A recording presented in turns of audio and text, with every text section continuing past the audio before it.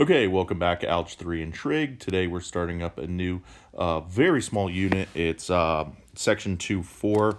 It is only one quote-unquote section from an old textbook, but I'm going to break it down into multiple videos for you guys. Make life a little easier. Now, remember what symmetry is. If you take a look at the butterfly at the top of the screen, a butterfly is symmetric if you would draw a vertical line going through it. It would be a mirror image on the on both sides, on the left and the right. We call this symmetry with respect to the y-axis because it's a vertical symmetry. All right, so let's take a look at some other ones. Obviously, symmetry occurs in nature, art, math. So there are three different types of symmetry we're going to be looking at today. The first one here is symmetry with respect to the x-axis. So that would be symmetry if I draw a line here. And then the second one is symmetry with respect to the y-axis, very similar to the butterfly problem when the graph is folded over the y-axis. And then there's a one that's kind of rare. It's symmetry with respect to the origin. Remember the origins here, and unfortunately, teaching this on an iPad is not optimal because I can't physically show you how it rotates. But if you rotate it 180 degrees, meaning you spin it, for lack of a better word, spin it upside down, or rotate it 180 degrees, it would form the same exact thing. All right, so we are going to take a look here. We can test for, actually no, let me scroll down here to the assignment. So for the first part here, we can take a look at assignment 2-4A. This will be the first assignment. And in numbers 1 through 6 here, you can determine visually whether the graph is symmetric with respect to the x-axis, the y-axis, and it got cut off here. It says, or the origin.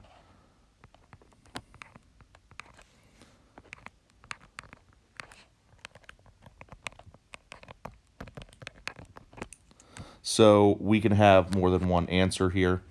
So number 1 here, that would be if it goes flips over the y-axis, we would say this graph is symmetric with respect to the y-axis. Number 2, draw a vertical line here. That's another one where it's symmetry in respect to the y-axis. Any guesses on number 3? What would that be? That would be symmetry with respect to the x-axis.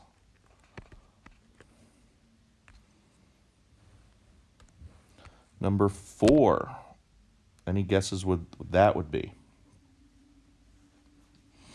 This one would be symmetry in respect to the origin. If you rotate this 180 degrees, meaning spin it around, it would be the same exact image. If you rotate your iPad right now, or if you have this on paper, you'll see it. Number 5. Any guesses here? If you turn your paper or iPad, this would also be symmetry in respect to the origin. And number 6, definitely symmetry with respect to the y-axis. There's also symmetry in respect to the x-axis. And if you rotate this screen 180 degrees, it would form the exact same thing. So it's also in respect to the origin.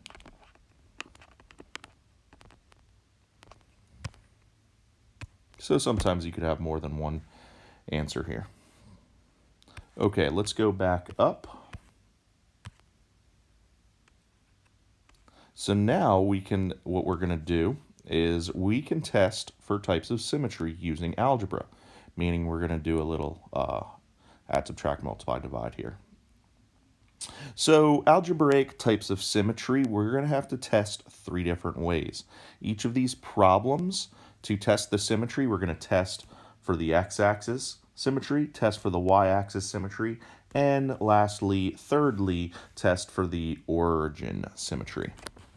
So let's start off with the testing symmetry if it would be over the x-axis.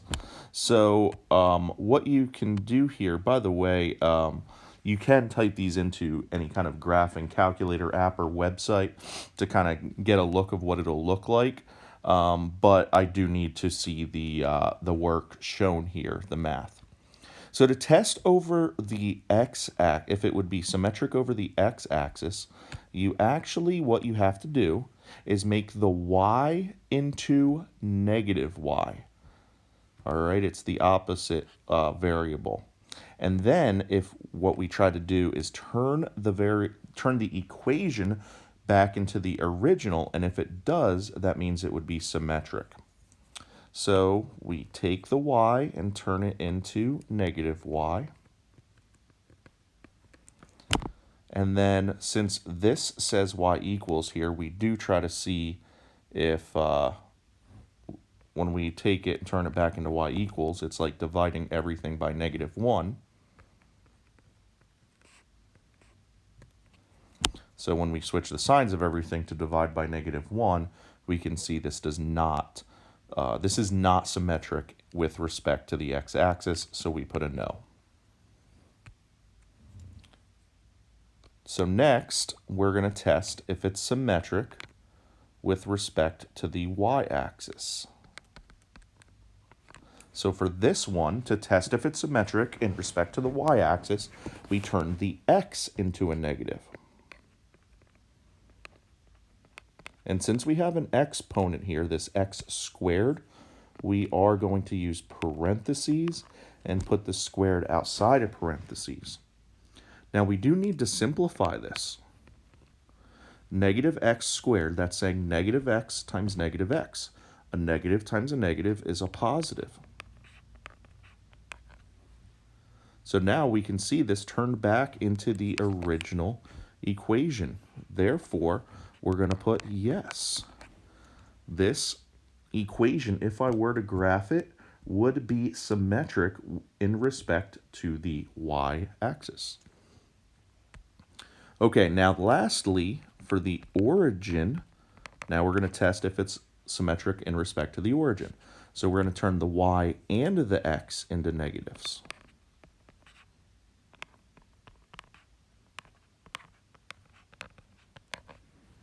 Okay, so the first thing we can do is the negative x squared would be positive x squared. Just like right here. Same thing there. However, we still have that y is still negative, so we do always try to turn it back into a positive, like the original equation. But when we do that, we're dividing everything by -1, and it changes the signs. And this is not a match, so we put a no. This does not match the original equation. All right, so this example here, this would actually be a parabola, by the way. The y equals x squared plus 2. What it would actually look like is that something like this. As you can see, that's symmetric. It's reflected over the y-axis. Okay, let's try another one here. So we're going to test this new equation. By the way, this would actually be a circle. So now we're going to test the x-axis. So we're going to change the y into a negative.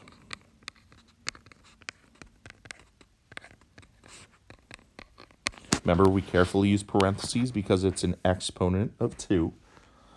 So negative y, and now we're going to try to simplify.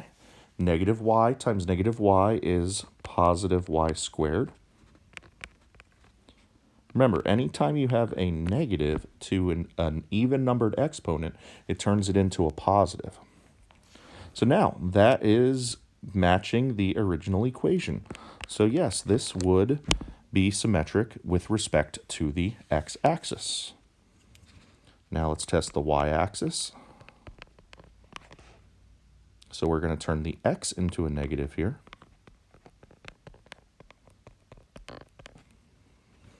All right, and then we simplify. Negative x to the second power is positive x squared.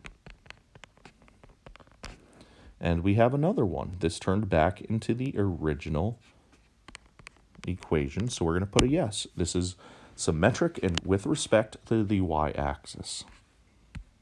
And thirdly, we're going to test if it's symmetric with the origin.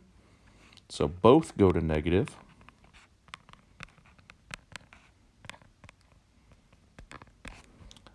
Negative x squared is x squared plus negative y squared is y squared. And they also turned back into the original problem, so we're going to put a yes. So this actually would be a circle that's dead center at the origin. Okay, example 1c. Now we're going to test this guy out for the symmetry. Start with the x-axis. We're going to turn the y into a negative.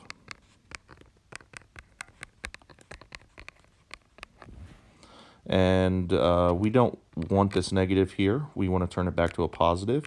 It divides everything by -1. In other words, changes the signs of everything. And we can see that's going to be a no. There would not be symmetry in respect to the y-axis. Okay, so now we're going to check out the symmetry in respect to the y-axis. Now we're going to turn the x's into a negative.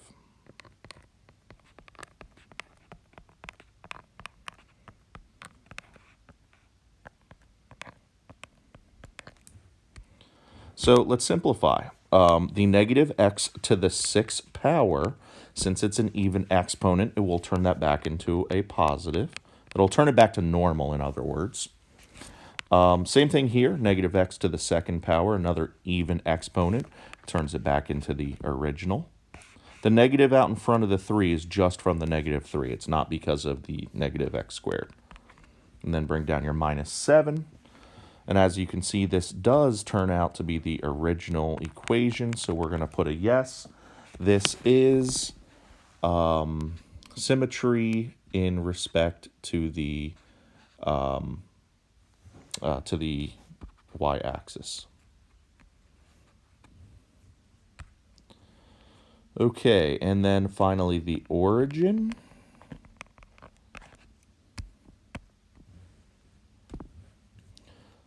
So we are going to change both the x's and y's.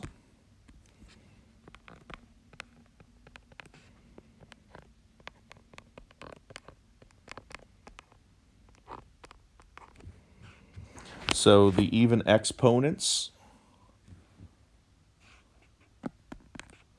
we'll turn them back into the original on the right side of the equal sign. However, we still have that negative in front of the y, and that does change the signs of everything. It divides everything by -1. And so this makes it not matching the original problem, so we're going to put a no here.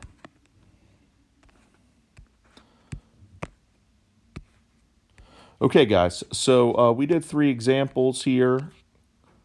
Let's scroll down. We're going to pause. We'll continue the lesson, the new stuff in future parts, but the assignment that's going to go with it. Oh, hold on. This is a lot going on back here. Assignment 2.4a. All right, so you can see here I did stuff that'll help you out with 15 through 26. So that's what you guys need to work on right now, 15 to 26. It is 10 problems, not too bad. Remember, I do need to see the work in each one for the X, Y, and X-axis, Y-axis, and origin. All right, guys, so you can hop on that assignment 2.4a and hit up 15 through 26.